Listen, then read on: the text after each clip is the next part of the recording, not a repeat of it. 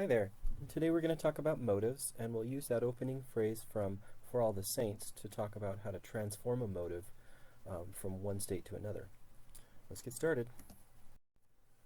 First of all, to define it, a motive is a very short musical idea. It's usually just made up of 3, 4, 5, 6, 7 notes at most that recurs throughout a composition or throughout a phrase and sort of unifies the piece. It could be a rhythmic motive, or it could be a melodic motive, or it could be both of those things. Something memorable. And this creates unity within the piece. So if I take that first phrase from, or that first motive, the first 4 notes from For All the Saints, later on I hear this. It's similar with a changed rhythm, and then later I hear this, which is the motive again in a lower range. Even something like this is a variation on that original, right? So there's a connection between the ideas in the hymn that we call a motivic connection. And so these motives can be recognizable even when they're varied or transformed, like how we transformed this initial motive from For All the Saints. So let's look at the different types of transformations that we could do.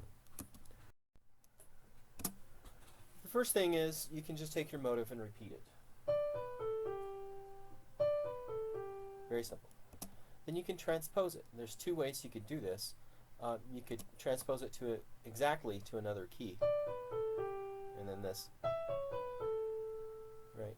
So I've moved up everything a whole step. More likely you're going to keep it in the same key, and that's called a tonal transposition. So like this.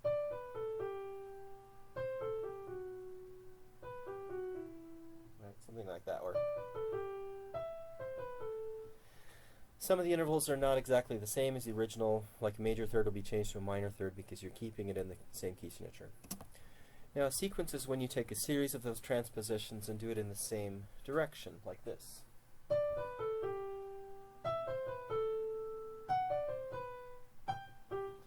Okay?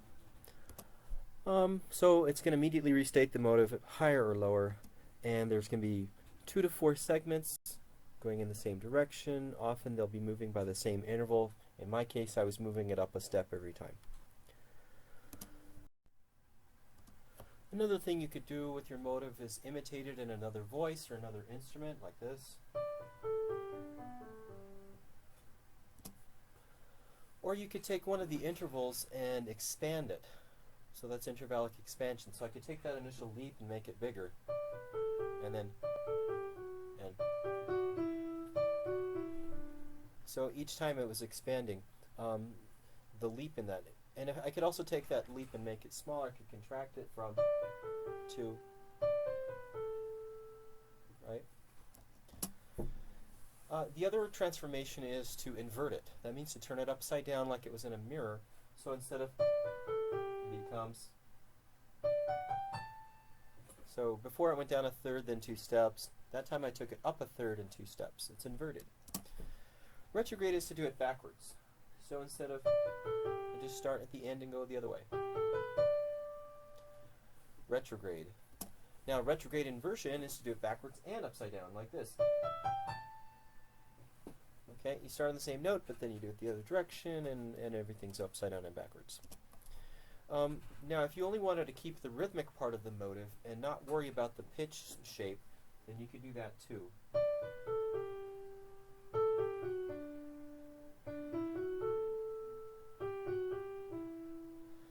Or something like that. The rhythm stayed consistent, but the pitches didn't, and that's what is a rhythmic motive. Another type of transformation is fragmentation, which means that I take a smaller piece or a fragment of my original motive, and maybe I'll repeat it like this. So here's the motive, and a fragment. Right? So that's fragmentation. Insertion is to put something into the motive, to elaborate it or embellish it, like this.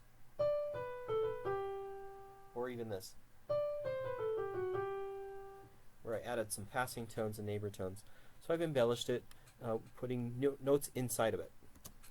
Deletion is to take notes away from the middle right? Not to take a slice of it, but to delete something from the middle part. So maybe we're just,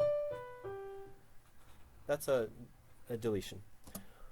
Augmentation means that I'm going to double the rhythmic values, so it'll be twice as long.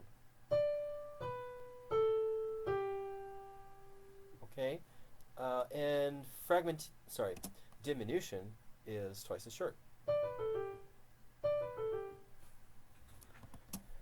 And the last one that I'm going to talk about here is extension. I'm going to tag something onto the end of the motive, lengthening it. So something like this would be an extension.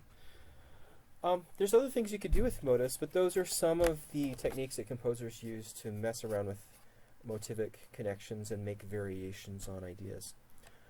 So you should be ready for a little quiz that follows this lesson. See you later.